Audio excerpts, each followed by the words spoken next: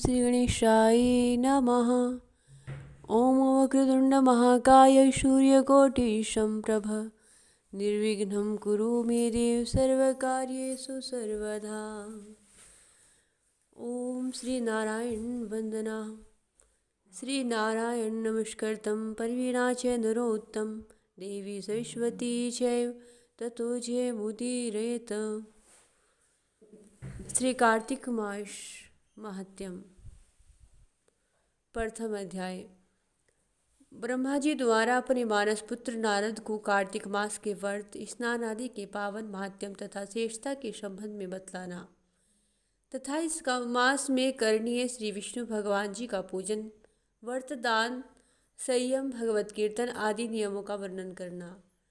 एक समय नेमिषारण्य तीर्थ में वास करने वाले 88,000 ऋषि मुनियों के मध्य श्री वेदव्यास जी के शिष्य श्री सूत जी ऐसे विराजमान थे जैसे 9 लाख तारों में चंद्रमा। 4 वेद, 6 शास्त्र, 18 पुराणों के ज्ञाता श्री सूत जी से 88,000 ऋषि और मुनियों ने कहा कि हे मुनिश्रेष्ठ श्री सूत जी, आप कृपा करके हमें कोई ऐसा सरल उपाय बताइए जिससे हमारी इस महाघोर कलयुग के प्रहार से रक्षा हो सके।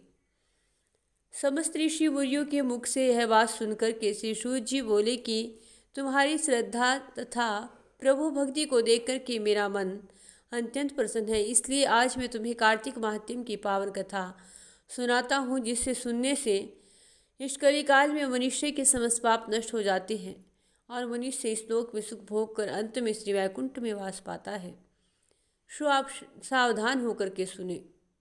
एक समय संसारी जीवों का भला चाहने वाले श्री नारद जी मुनि ब्रह्मलोक में पहुँचे और जगत रचिता श्री ब्रह्मा जी को नतमस्तक प्रणाम किया और विनीत भाव से पूछने लगे कि हे श्री पितामह, कृपा करके आप कोई ऐसा धर्मोपदेश सुनाने की कृपा करें जो कि इस महान कलिकाल में संपूर्ण पापों को नष्ट कर देने वाला और मोक्ष देने वाला हो। नारद जी की श्रद्धायुक्त बातें सुनकर के श्री ब्रह्मा जी बोले कि हे पुत्र, तुमने संसार के कल्याण के लिए बड़ी अच्छी बात पूछी है। शुभ भगवान के चरणों में तुम्हारी श्रद्धा भक्ति देखकर के आज मैं बड़ा प्रसन्न होकर के तुम्हें कार्तिक मास का पावन महात्म्य सुनाता हूँ, जिसके पढ़ने और श्रवण करने मात्र से मनुष्य के समस्त पाप नष्ट हो जाते हैं और वो इस संसार में सुख भोग कर अंत में वैकुंठ को चला जाता है। शास्त्र में कहा गया है कि कार्तिक मास के समान अन्य कोई मास नहीं है, सतयुग के समान कोई युग नहीं है और वेदों के समान कोई शास्त्र नहीं है, श्री गंगा जी के समान कोई तीर्थ नहीं है। कार्तिक मास भगवान को अत्यंत ही प्रिय है।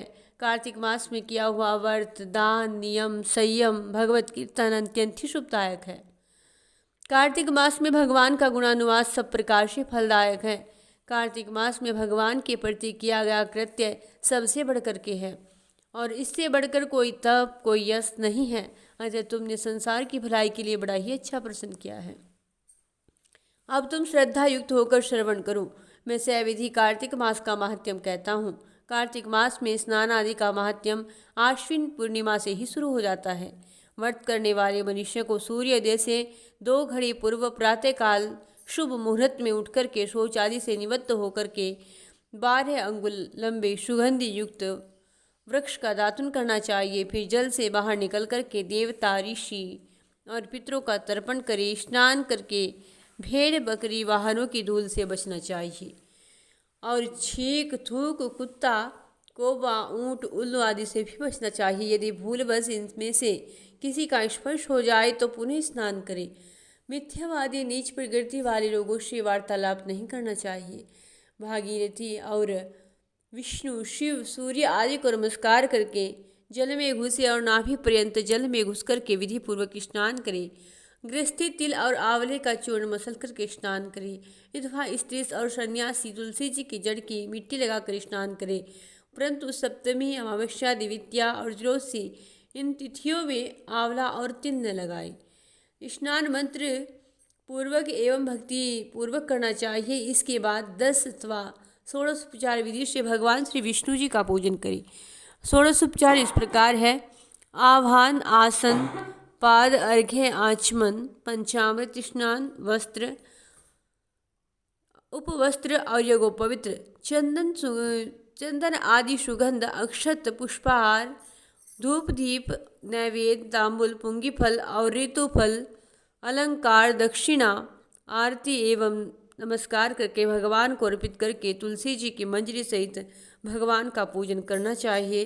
पूजन के पश्चात निम्न समा मंत्र से क्षमा मांगनी चाहिए। आह्वान न जानामि विसर्जनम पूजाम न जानामि अक्षमेव परमेश्वर मंत्रहीनम क्रियाहीनम भक्तिहीनम सुरेश्वर यद् पूजितम मया देव परिपूर्णम तदस्तु में। इस प्रकार क्षमा मांग करके श्री सूत जी ने पहले अध्याय को श्रवण कराया। बोलिए श्री लक्ष्मी नारायण की जय, कार्तिक मास की जय।